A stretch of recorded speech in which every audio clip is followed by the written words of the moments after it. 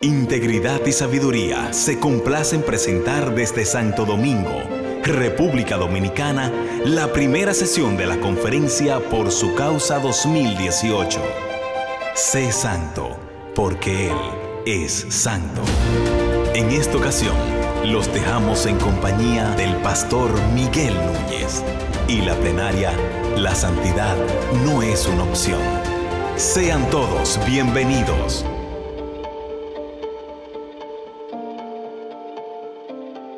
Sé santo porque Él es santo es el tema de nuestra conferencia en este año 2018.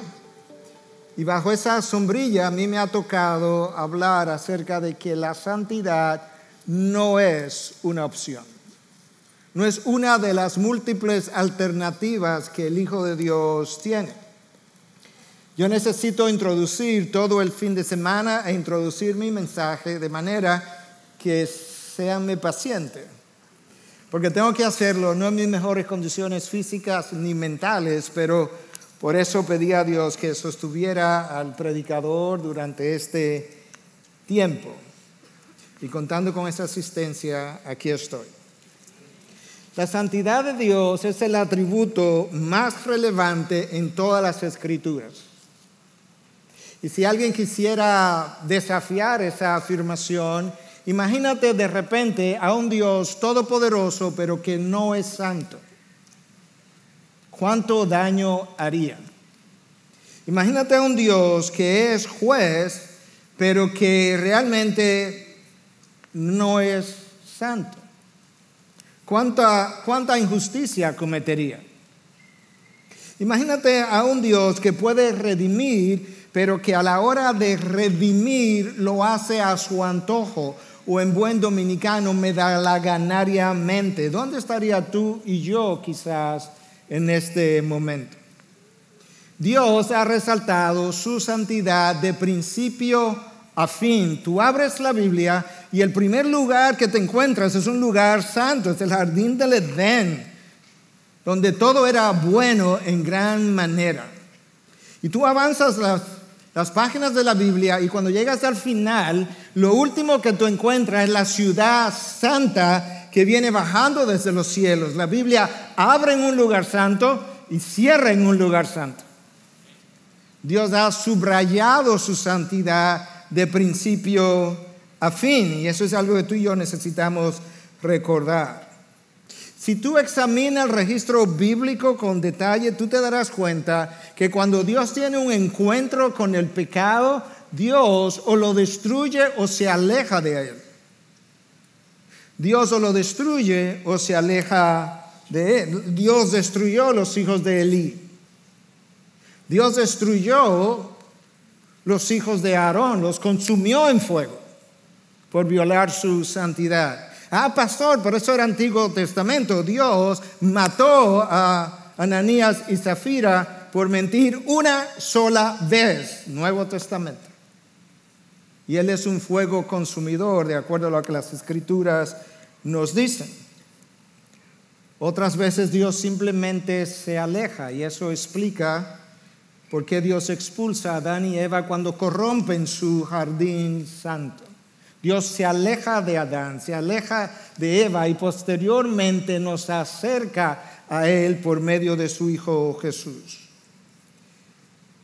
Y su Hijo fue casi destruido en la cruz cuando Él llevó sobre sus hombros tu pecado y mi pecado, y experimentó un abandono temporal precisamente en el momento en que Él te estaba representando a ti y a mí en sustitución por haber cometido los pecados que tú y yo hemos cometido a lo largo de la vida.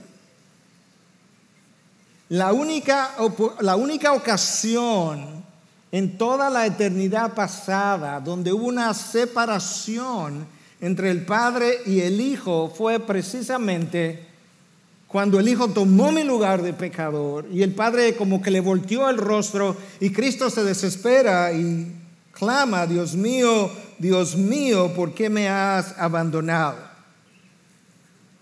De manera que Cristo en la cruz, llevando mis pecados, experimenta una lejanía que Dios le hizo experimentar, guarda la redundancia, precisamente porque en ese momento él estaba cargando con mi pecado. Cuando Dios tiene un encuentro con el pecado, él se aleja o lo destruye. El pueblo judío había deambulado por el desierto. Había pecado contra Dios. Había mostrado ser un pueblo de dura cerviz. Y en un momento dado, Aarón se dejó influenciar por el pueblo y confeccionó con sus propias manos un becerro de oro.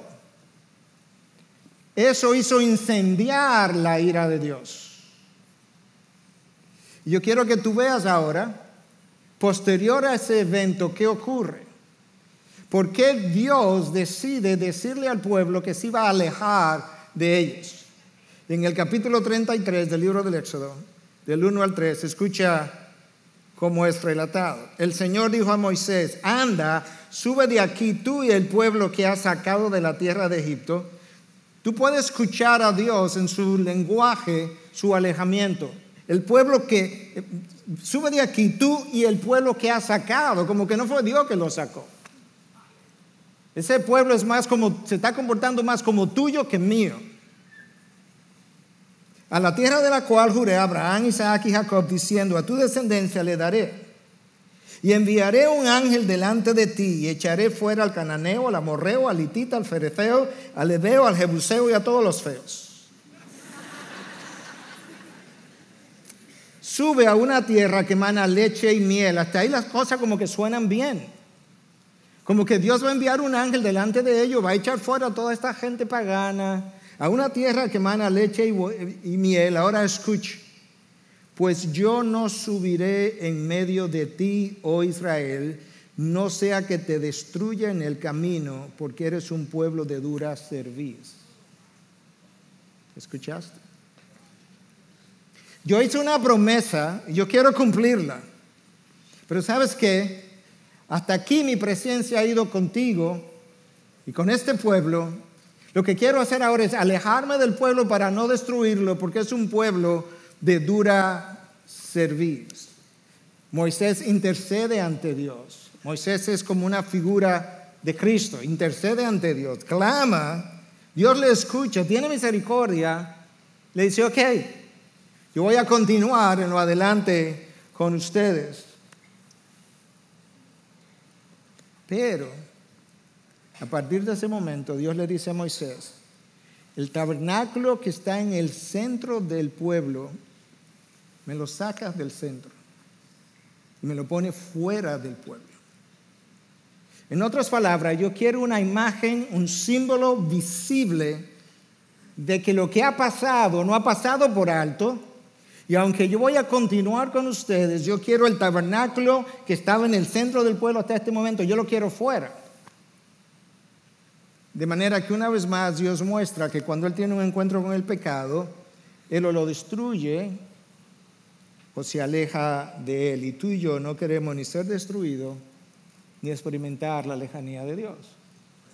La santidad y el pecado no pueden cohabitar. Ellos representan polos opuestos.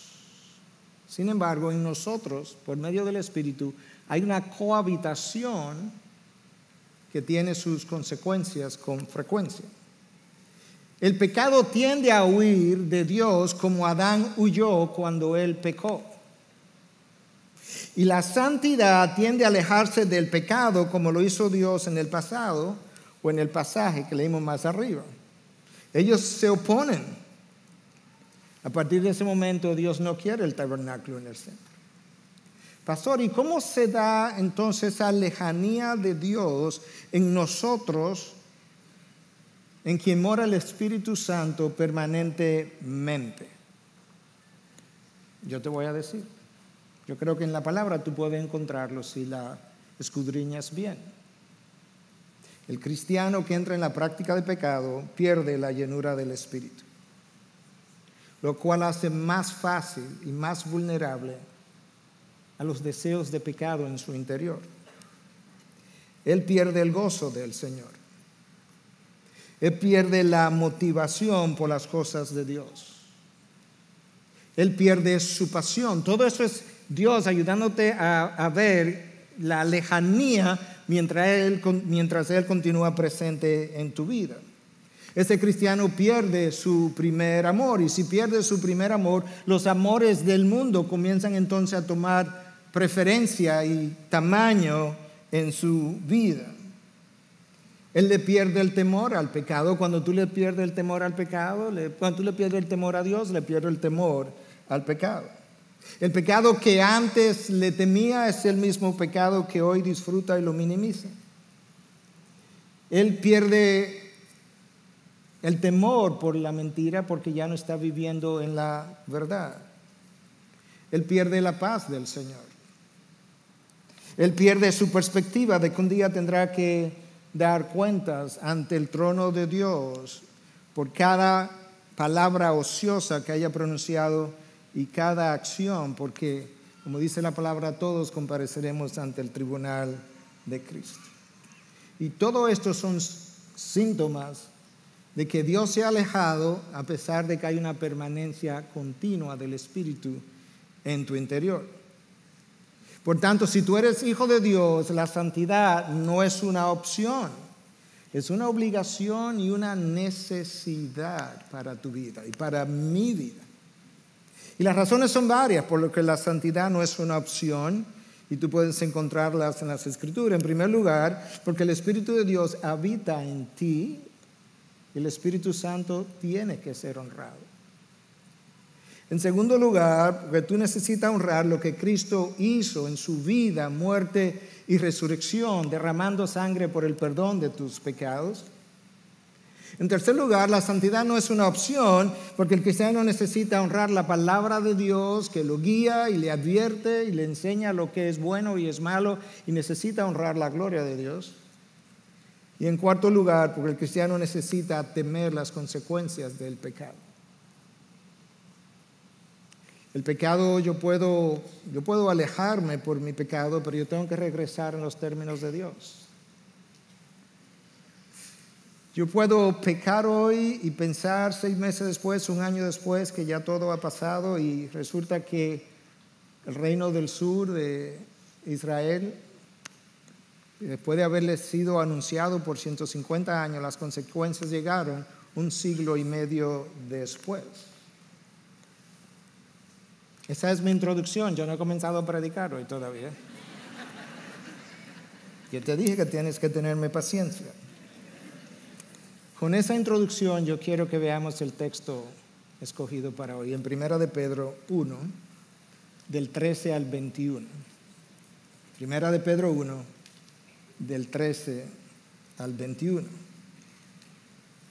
Por tanto, ceñid vuestro entendimiento para la acción, sed sobrios en espíritu, poner vuestra esperanza completamente en la gracia que se os traerá en la revelación de Jesucristo.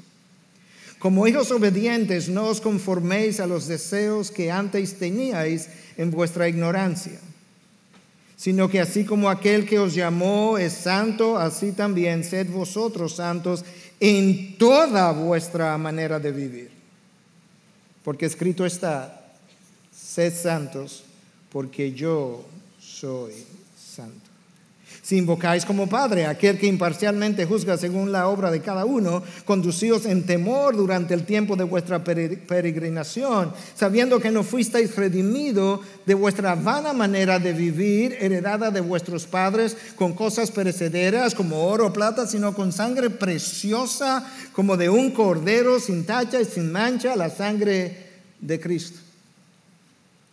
Escucha ahora, porque Él estaba preparado desde antes de la fundación del mundo, pero se ha manifestado en estos últimos tiempos por amor a vosotros, que por medio de Él sois creyentes en Dios, que le resucitó de entre los muertos y le dio gloria. Escucha, de manera que vuestra fe y esperanza sean en Dios.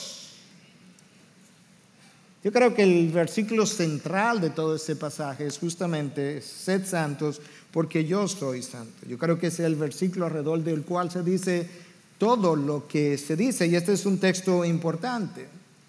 El versículo 13 con el que yo inicié comienza una conclusión. Nota que comienza con un por tanto. De tal manera que Pedro está concluyendo una idea. Pedro ha presentado una idea de la cual yo te voy a hablar ahora, y él está ahora concluyendo con algo que tiene que ver con esa idea presentada. Y ese versículo 3 entonces como una bisagra que le da la vuelta o que conecta lo que Pedro dice del 1 al 12 con lo que Pedro dice del 13 al 21. Entonces la pregunta es, ¿qué es lo que esa bisagra al versículo 13 conecta que Pedro dice entre el 1 y el 12 y luego sigue del 13 al 21? Y lo que Pedro hace del 1 al 12 no es otra cosa que hablarnos de la obra de Cristo a favor nuestro, lo que nosotros llamamos el indicativo o aquello que Dios hizo. Por tanto, todo lo que a mí me toca hacer viene después que yo entiendo lo que Cristo ha hecho a mi favor. ¿Y qué es lo que Pedro dice? Número 1, que Dios en su gran misericordia nos ha hecho nacer de nuevo. Él nos hizo nacer a una esperanza viva. Soy creyente porque Él me hizo creyente. Eso es lo que Pedro me dice en primer lugar.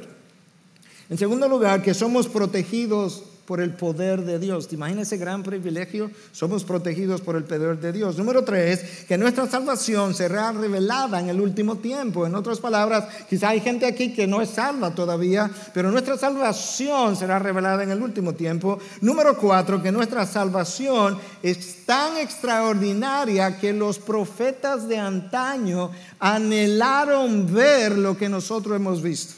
En otras palabras, cuando lees el Nuevo Testamento, los profetas de antaño anhelaban conocer lo que tú y yo damos ahora por sentado en el Nuevo Testamento. Que esa salvación es tan majestuosa que aún los ángeles anhelan mirar los hechos relacionados a nuestra salvación. Todo eso es lo que Pedro dice del versículo 1 al 12. Y por tanto, Pedro nos anima a vivir con esperanza. A vivir con esperanza. Versículo 1 al 12. A partir del versículo 13, Pedro nos anima a vivir en santidad. Vivir con esperanza, vivir en santidad. Pedro nos llama a una vida de obediencia para vivir en santidad y reflejar el carácter de Dios basado en lo que ya Cristo hizo por ti y por mí. Y Pedro hace eso a través de una serie de imperativos. Esa es la forma verbal del verbo, vamos a decir, el tiempo del verbo. Y esos imperativos no son opcionales, no son sugerencias. No hay nada opcional en los imperativos de Dios. Pero Pedro no nos da los imperativos hasta que no nos habla de la extraordinaria salvación otorgada a nosotros en Cristo Jesús. Los 3 primeros imperativos aparecen en el versículo 13. Un versículo, 3 imperativos. Escuche. Preparad vuestro entendimiento para la acción. Eso está relacionado, es el primero de los imperativos, está relacionado a tener un juicio claro, una mente alerta, una voluntad dispuesta a obedecer para resistir cualquier cosa que pueda desviar tu atención de la fe depositada en Cristo Jesús y de la esperanza que tú has puesto en Él. Que puedas resistir cualquier cosa que te pueda desviar de eso que tú hiciste un día y que hoy quizá está tan lejos por el desvío que has experimentado. Escucha cómo la Nueva Traducción Viviente lo dice. Así que preparen su mente para actuar. De manera que esto no es una vida que tú vives a la ligera. Esto no es una vida que tú te levantas en la mañana y no has pensado cómo va a vivir o cómo va a resistir. Tú tienes que preparar tu mente cada día para la acción. Tú nunca sabes con qué te vas a encontrar. Tú nunca sabes con qué amenaza tu vida va a chocar. De forma tal que tu mente tiene que estar preparada para la acción. Tiene que tener un juicio claro, y para tener un juicio claro yo necesito conocer las Escrituras y yo necesito tener una vida orientada verticalmente. Le hablamos a la iglesia el domingo pasado en un cierre del mensaje que predicó el pastor Héctor. La mayoría de los cristianos han perdido su verticalidad y viven una vida con una orientación horizontal y terrenal, y eso tiene sus consecuencias y también tiene sus síntomas y signos. Cuando eso comienza a ocurrir, esto es lo que a nosotros nos pasa. Nuestros anhelos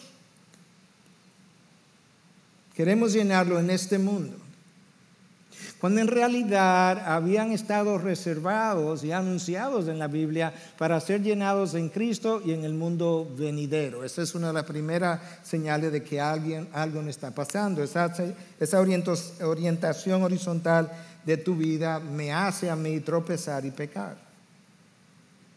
No puedes vivir una vida eterna, que fue la que Cristo te entregó, con valores temporales. Esas dos cosas no pueden estar, no pueden cohabitar en una misma vida.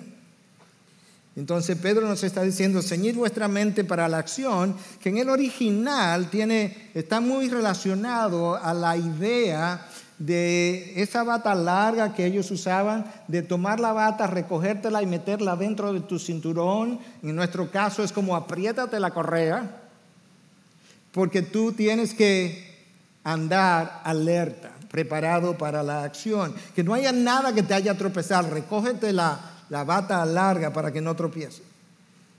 ¿Por qué, Pedro? Porque estamos en guerra. Estamos en guerra, y cuando la gente iba a la guerra tomaba su bata, ¿verdad?, y se la metía en el cinturón para no tropezar. Y nosotros estamos en guerra contra huestes espirituales de maldad en las regiones celestiales, que tú y yo no vemos, pero que se oponen a nosotros todos los días y nos quieren hacer caer. El segundo imperativo, en el versículo 13, todavía, sed sobrios a la hora de vivir. Piensa por un momento, sin querer, sin ánimo de acusar a nadie, ¿cuántos cristianos tú conoces que tú pudieras decir, esa persona vive una vida sobria? Sed sobrios no es una opción, es un imperativo. Y eso tiene que ver con dominio propio. El dominio propio es un fruto del Espíritu. Y cuando el fruto del Espíritu escasea es porque yo no estoy cultivando una vida, una relación con Dios. En la vida anterior nosotros vivíamos sin dominio propio, no contábamos con el Espíritu. Y el dominio propio es algo que el Espíritu produce en nosotros. Nosotros éramos esclavos de nuestras pasiones. ¿Por qué? Por la escasez del dominio propio. Pero si Cristo nos regaló una vida, una nueva vida, no podemos seguir viviendo conforme a nuestros viejos deseos. Porque para eso Cristo fue a la cruz y para eso Cristo libertó mi voluntad. Y luego el Padre y el Hijo nos enviaron el Espíritu que mora en nosotros para cultivar precisamente lo que es su fruto. Las pasiones de la carne son capaces de arrastrarnos hasta llevarnos a vivir según los deseos anteriores. Créeme. El tercer imperativo, todavía en el versículo 13, escucha, poned, eso es un imperativo, una obligación, vuestra esperanza completamente en la gracia que se os traerá en la revelación de Jesucristo. Este puede ser el tercer imperativo, pero probablemente es más fuerte que los dos primeros. ¿Por qué? Porque me llama a poner mi esperanza completamente en la gracia que ha de venir. No parcialmente, no una parte de mi confianza, de mi esperanza. Toda mi esperanza debe estar en la gracia que ha de venir. Hay una gracia presente, pero hay una gracia que Cristo traerá aún mayor. Mi esperanza debe estar puesta ahí. ¿Y cómo nosotros hacemos eso?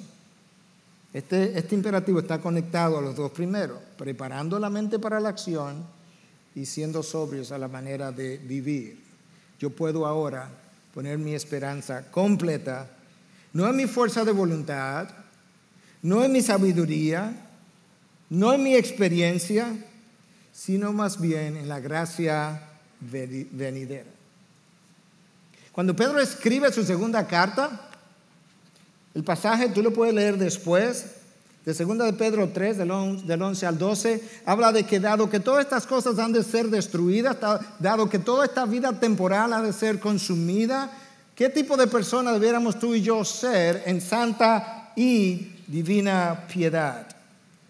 Pedro nos ayuda a entender que esto que está aquí alrededor nuestro, como esto va a desaparecer y Cristo regresa, mi esperanza debe estar puesta en esa segunda venida, mi esperanza completa, y que mientras yo espero, yo debo vivir en total santidad y piedad. Por tanto, la santidad no es una opción, ni para ti, ni para mí. Lo que Pedro hace de aquí en adelante, entonces, es describir el estilo de vida del cristiano, o el estilo de vida que el cristiano deberá tener, y lo hace otra vez con imperativos. El cuarto de ellos está en el versículo 14. Como hijos obedientes, no os conforméis a los deseos que antes teníais en vuestra ignorancia. A lo que Pedro está aludiendo es que como hijos obedientes no nos conformemos a los deseos que antes teníamos, que quizás dejamos de tener por un tiempo, pero que volvimos a recoger otra vez, porque entonces no seré un hijo obediente. Nosotros no podemos recibir una nueva vida perteneciente al mundo de la luz y vivir como hijos de las tinieblas. ¿Te imaginas la contradicción que eso sería? Yo soy un hijo de la luz, pero vivo en las tinieblas.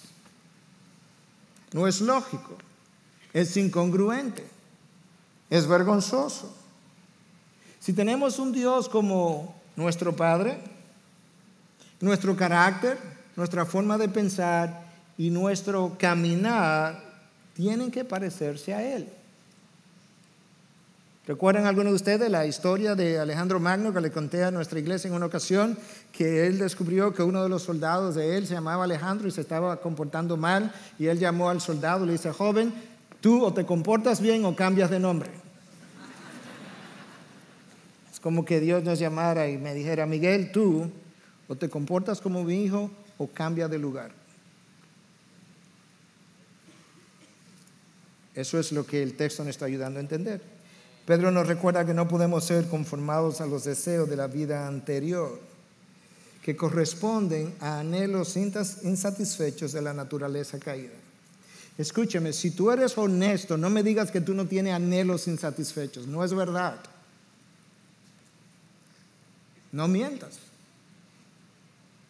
Pero cuando tú vayas a tener todos los anhelos insatisfechos, tú no vives de este lado de la gloria, tú vives de aquel lado de la gloria. Esto es una vida completamente insatisfactoria en todas las áreas del diario vivir, si somos honestos. Porque perfección no existe de este lado. El Hijo de Dios tiene que recordar que aunque Él tenga anhelos insatisfechos, yo tengo que recordarme eso a mí mismo, que pudieran ser genuinos incluso, que Dios nunca aprobará la satisfacción de uno solo de mis anhelos por un camino ilegítimo. Hermano, el pecado en que el mundo vive es atractivo para la carne, créeme. No me digas que no es atractivo para tu carne, no es verdad. Quizá a veces menos que otros, a veces un anhelo y no otro, sí es verdad, pero el pecado que vive el mundo es atractivo para la carne, pero es destructivo para el alma siempre. Y la idea es que no vivamos como vivíamos antes, cuando no habíamos sido redimidos por la sangre de Cristo.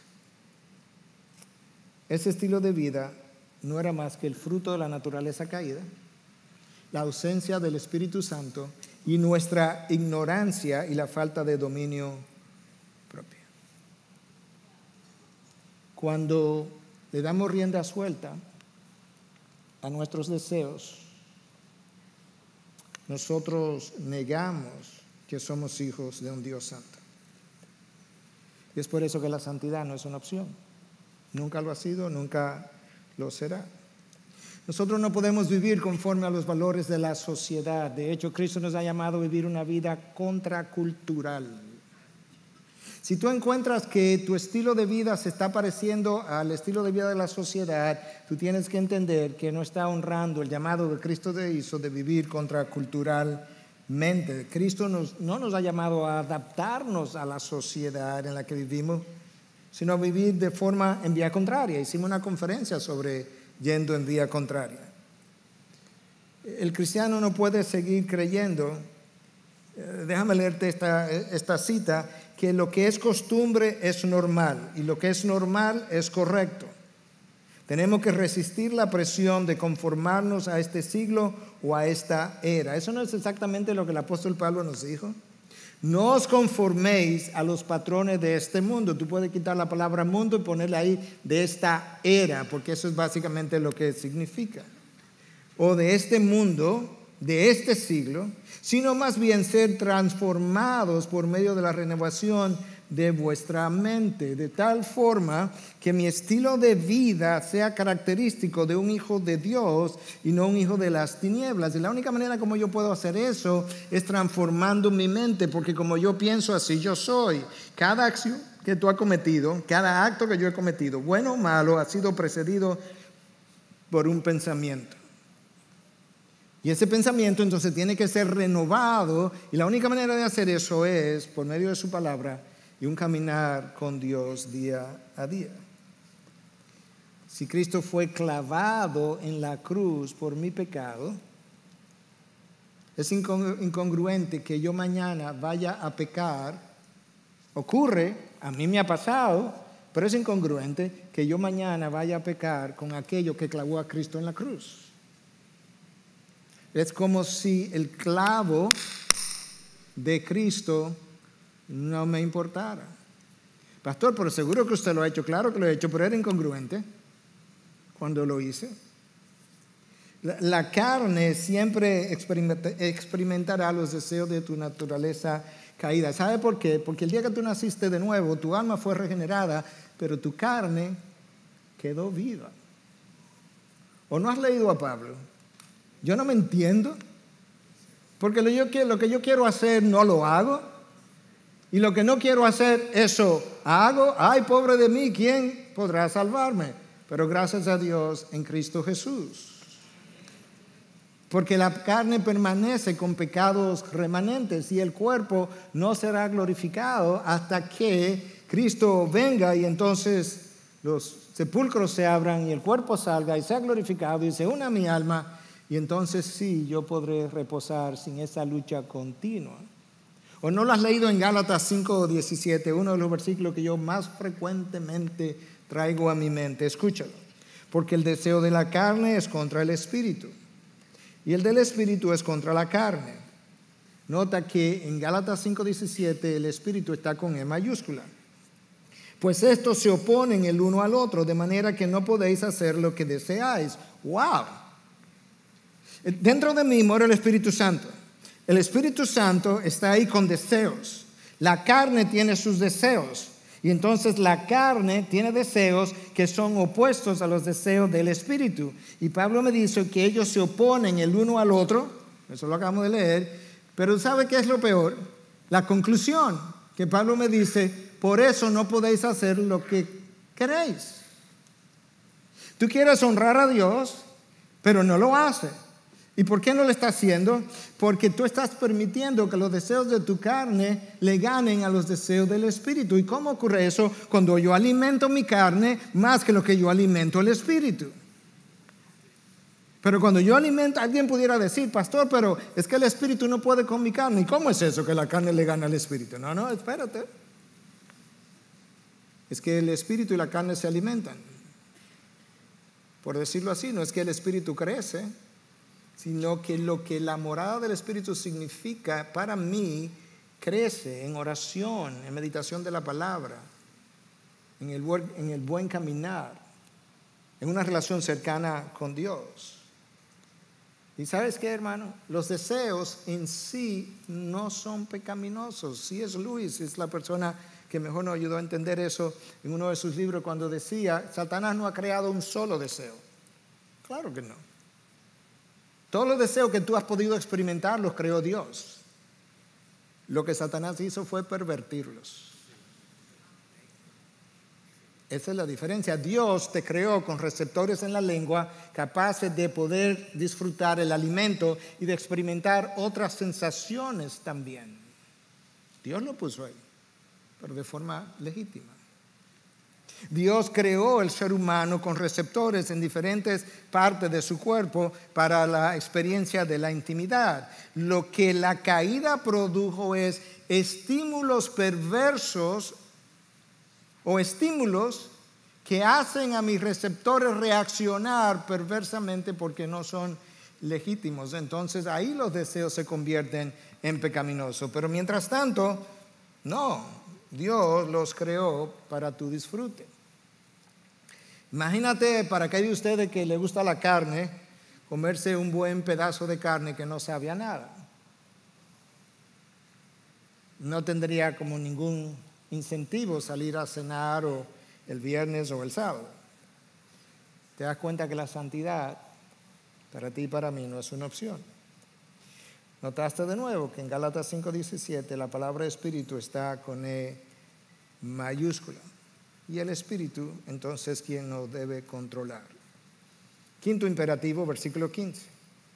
Sino que así como aquel que os llamó es santo, así también sed vosotros, imperativo, vosotros santos, en toda vuestra manera de vivir. Nota lo absoluto, en toda vuestra manera de vivir. En el Antiguo Testamento la gente pensaba mucho en la santidad cuando iba al templo. Todavía hoy ocurre lo mismo, la gente piensa mucho en la santidad cuando va a la iglesia, pero el llamado es a ser santo en toda vuestra manera de vivir. En otras palabras, para el cristiano no hay una vida secular y una vida sagrada, toda la vida es sagrada. Toda la vida es vivida coram Deo, delante del rostro de Dios. Cada cosa que tú has hecho, Dios lo ha visto. Cada cosa que tú has dicho o yo he dicho, Dios lo ha visto. Es más, cada cosa que yo he pensado, Dios lo ha conocido. Wow. Pero nos da 3 razones en este versículo 15 por las que debiéramos ser santos. Escucha. Número 1, porque aquel que nos llamó es santo. Ni el carácter de la persona que te sacó del lago cenagoso, ni sus pensamientos, ni sus caminos son como mis caminos. Por tanto, una razón para ser santo es que la persona que me llamó es santa. La diferencia entre la santidad de Dios y nuestra pecaminosidad puede verse mejor en esta cita de Jonathan Edwards. Escúchame, si tú me dices, pastor, deme 5 líneas que usted quiere que yo me lleve de aquí esta noche.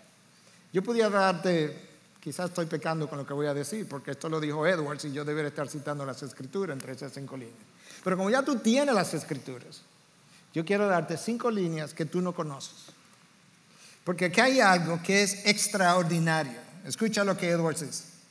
Cuando veo, déjame decirte quién fue Jonathan Edwards antes de comenzar. El teólogo más grande que Estados Unidos haya producido. Quizás la mente más privilegiada, la revista británica, le concedió el honor, si pudiéramos llamarlo, de llamarle el académico más grande que Estados Unidos haya jamás tenido. Y su biografía es de un hombre extremadamente santo. Yo tengo que decirte eso porque tú tienes que entender que lo que tú vas a leer ahora no es de un hombre que se decía cristiano y vivía en la calle. Es de un hombre santo, brillante, que entendió las escrituras y entendió la anatomía de su pecado. Y esto es lo que Edwards dice. Cuando veo dentro de mi corazón, percibo su infinita maldad. Creo que es un abismo más profundo que el infierno.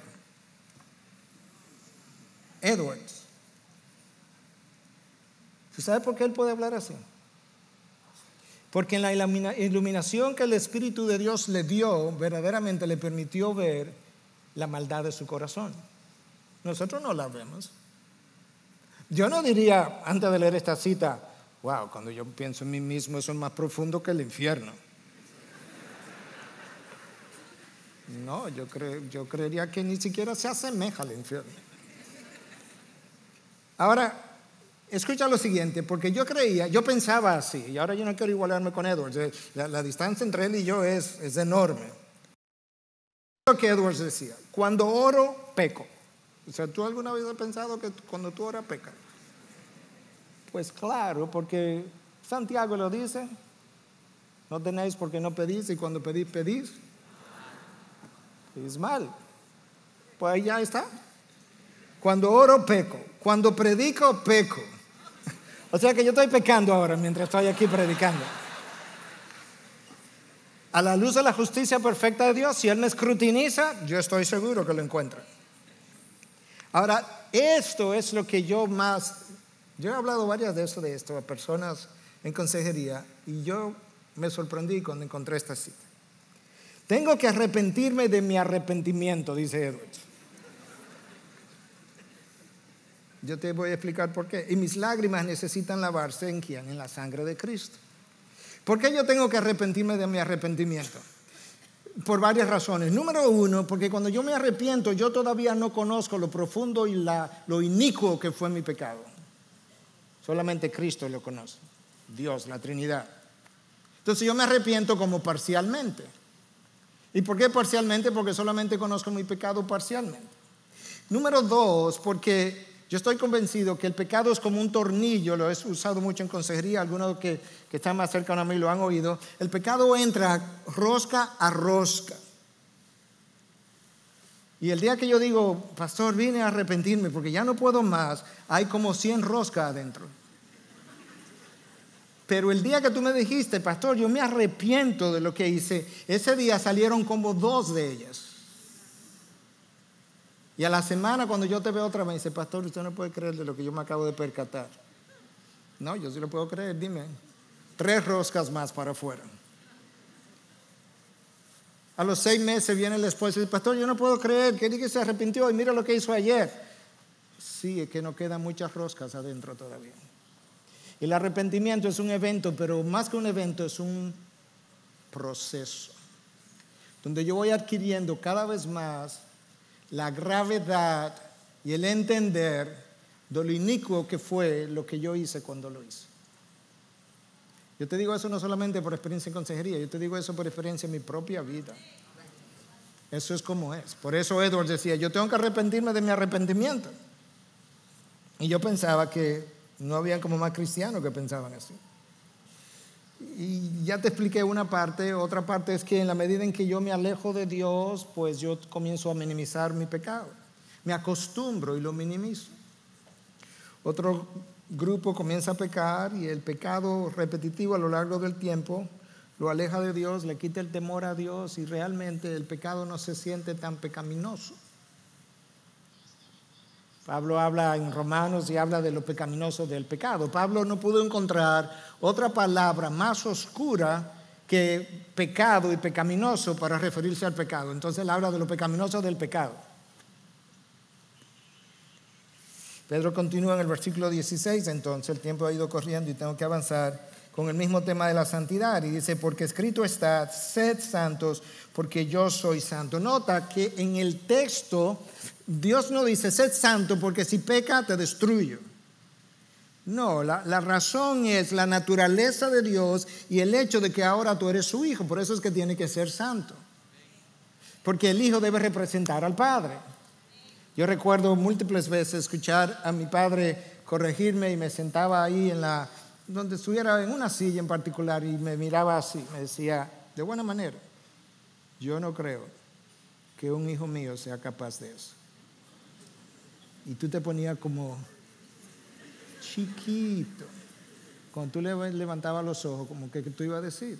A veces me decía, alguna vez, dime una sola, ¿tú me has oído hablar de esa manera? ¿Alguna vez tú me has visto tratar a mi esposa de esa manera? ¿Alguna vez tú me has visto hablarle al servicio de esa manera? Dime una.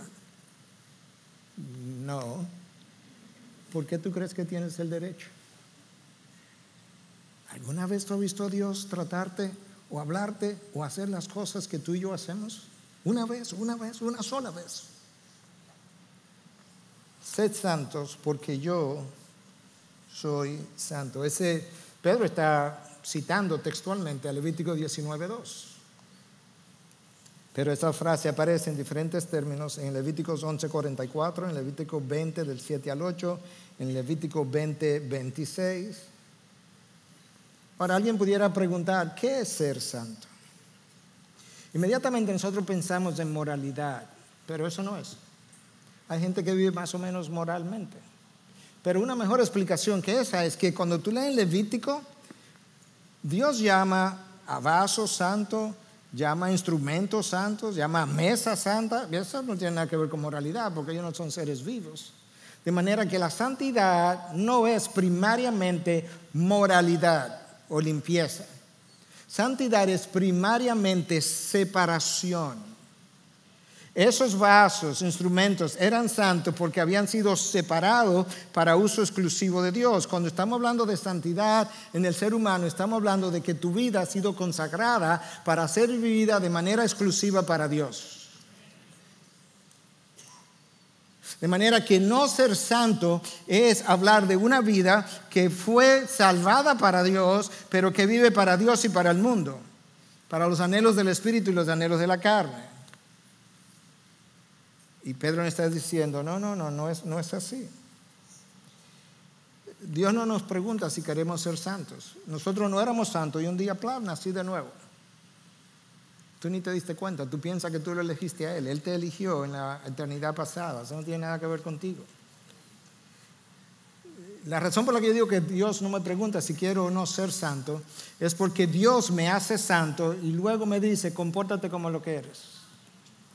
¿Y dónde Dios dice eso? Bueno, Pedro de nuevo, en 2:9, en su primera carta. Escucha lo que dice. Vosotros sois linaje escogido, real sacerdocio, nación santa, pueblo escogido, para posesión de Dios.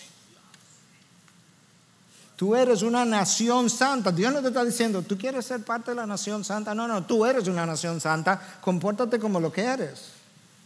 ¿Y tú quieres saber para qué fue que yo te escogí? Para posesión mía. Exclusiva. Exclusivamente para mí. Entonces esa es la razón número 1 que Pedro nos da para ser santos. Razón número 2 en el versículo que citamos es esta. La justicia de Dios, mencionada en el versículo 17, un versículo más adelante. Y si invocáis como Padre a aquel que imparcialmente juzga según la obra de cada uno, conducíos en temor durante el tiempo de vuestra peregrinación. ¿Cuál es el tiempo de mi peregrinación? Este tiempo que yo estoy ahora viviendo en la tierra. ¿Y por qué Pedro usa la palabra peregrinación? Para recordarme que este no es mi lugar de permanencia. Yo estoy de paso. A mí me espera un lugar de permanencia eterna. Por tanto, durante el tiempo de la peregrinación, camina con temor. Temor reverente a Dios, temor a las consecuencias de la vida pecaminosa. ¿Y por qué? Escucha a Pedro otra vez. Porque si tú invocas como Padre a aquel que imparcialmente juzga según la obra de cada uno, en otras palabras, el juez del universo va a juzgar imparcialmente las obras del creyente y las obras del incrédulo. Es verdad que los resultados son distintos, pero aún así yo tengo que recordar que Dios no usa dos estándares, uno para su hijo y uno para el incrédulo. No, el creyente seguirá camino a la gloria, pero él será juzgado, sus obras serán examinadas, él perderá recompensas. Y Él lo va a hacer imparcialmente. Y Pedro me dice, si tú vas a llamar como Padre al mismo que es juez y Él juzga imparcialmente, ten cuidado. Ten cuidado. Condúcete con temor durante tu tiempo de la peregrinación. Razón número 3 por la que necesitamos ser santos, según Pedro. Escucha ahora, versículos 18 y 19. Sabiendo que no fuisteis redimidos de vuestra vana manera de vivir, heredada de vuestros padres. La manera de vivir vana con la que tú y yo vivíamos fue heredada de nuestros padres, pero no heredada del Padre Santo. De vuestros padres con cosas perecederas como oro o plata, sino con sangre preciosa como de un cordero sin tacha y sin mancha, la sangre de Cristo. Este texto nos recuerda, número 1, que fuimos redimidos. Y que como fuimos redimidos no fue con cosas materiales como el oro y la plata. Déjame decirte algo que pasaba con frecuencia, de la que quizás tú no tienes conocimiento. Los esclavos con frecuencia eran vendidos y comprados. Entonces, si yo era un poseedor de esclavos, frecuentemente yo iba al templo pagano y entonces yo quería vender el esclavo. Lo que yo pagaba, las autoridades del templo se quedaba con una gran parte del dinero y me daba a mí una comisión. Entonces, con frecuencia, el templo lo dejaba libre porque el templo entendía que de ahí en adelante ese hombre o esa mujer era esclavo de la diosa o dios que se adoraba en ese templo. ¿Me entendiste? ¿O tengo que ir otra vez?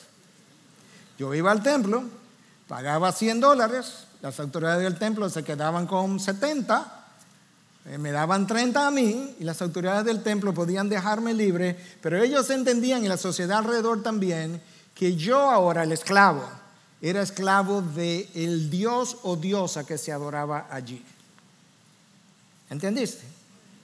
Porque si no entendiste, tiene que venir adelante al final. Fuimos comprados. Nosotros no nos compramos a nosotros mismos, no somos libertados nosotros mismos, no nos redimimos a nosotros mismos. Pero no fuimos redimidos ni con oro ni con plata, de la manera como se hacía eso en los templos, sino con la sangre preciosa de un cordero sin mancha y sin arruga. Cuando nosotros vivimos una vida de desobediencia, estamos comportándonos como esclavos del pecado y no como esclavos de Cristo.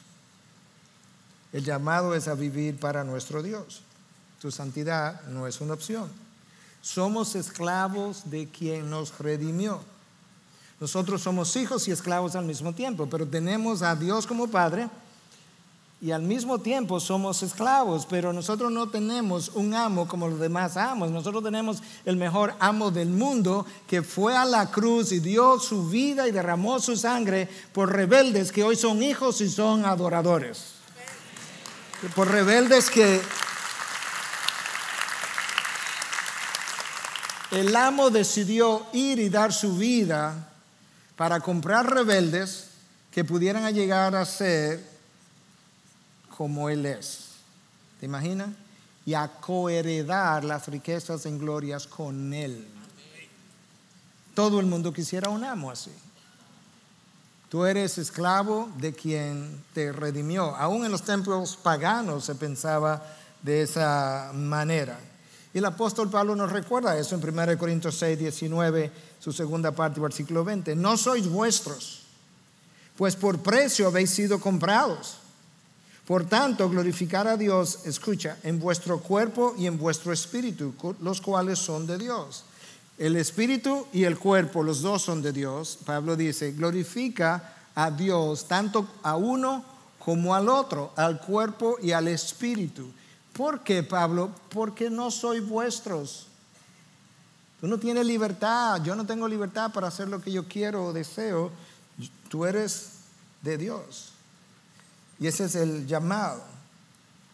Entonces ahora, para ir concluyendo, porque mi hora ya ha ido corriendo y terminando, Pedro comienza, recuerda su capítulo 1, del 1 al 12, diciéndonos todo lo que Cristo hizo por nosotros, o todo lo que Dios hizo en Cristo Jesús a favor nuestro. Y nos llama a vivir con esperanza. Del 13 ahora hasta el final del versículo 21, Pedro nos llama a vivir en santidad. Y esto es como él concluye su pasaje. Versículo 20, porque Él estaba preparado desde antes de la fundación del mundo, pero se ha manifestado en estos últimos tiempos por amor a vosotros, que por medio de Él sois creyentes en Dios, que les resucitó de entre los muertos y le dio gloria, de manera que vuestra fe y esperanza sean en Dios. Wow.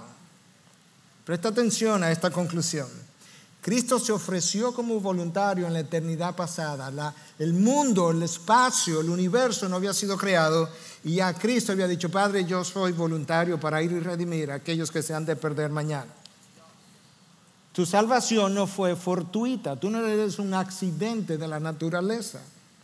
Corresponde a la elección de un Dios en la eternidad pasada, para que tú pudieras ser su hijo y Él pudiera ser tu padre. ¿Tú te imaginas eso?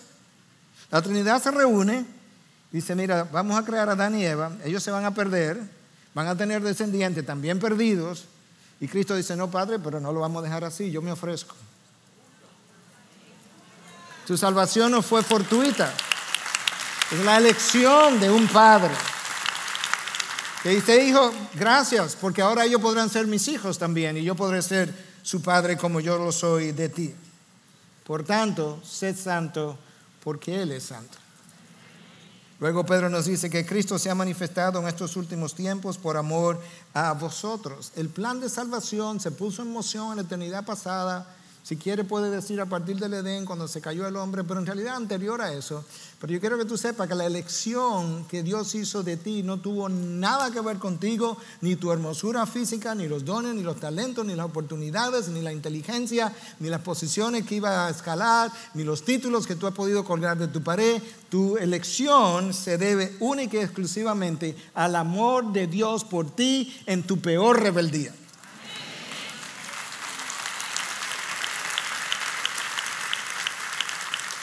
Escúchalo otra vez. Se ha manifestado en estos últimos tiempos por amor a vosotros. Cuando Dios me eligió, ya después de haber nacido, cuando Dios me dio salvación, mi corazón estaba tan sucio que Él pudo haberme enviado al infierno y lo hubiese merecido completamente. Y Cristo prefirió dar su sangre y ser condenado Él antes que ser condenado yo. Si eso no es motivación suficiente para vivir en santidad, para glorificarlo a Él, no habrá nada más motivador. Por tanto, sed santo porque Él es santo. Y finalmente Pedro nos dice que fue Dios quien me hizo creer. No fue que yo creí.